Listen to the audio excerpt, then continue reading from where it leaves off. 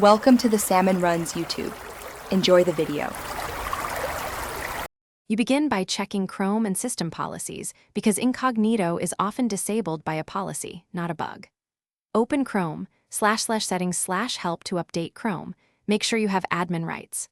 Once done, inspect Chrome, //policy to see any active rules that mention incognito mode availability.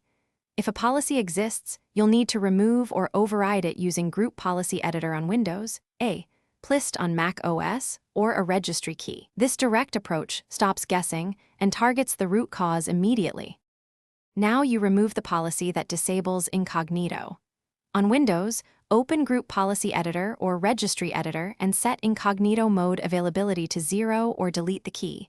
Restart Chrome. On Mac OS, open Profiles in System Preferences or remove the managed plist that contains the policy and reboot.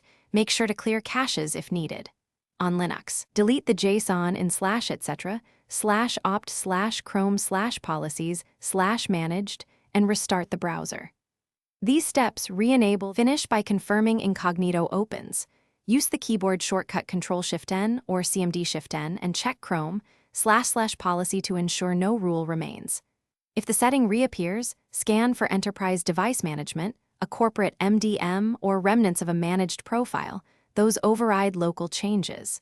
As a troubleshooting tip, create a fresh local admin account and test Chrome there to isolate user profile corruption.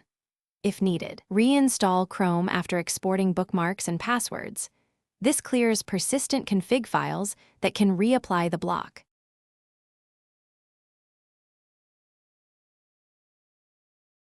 Thanks for watching. Consider subscribing if we helped you.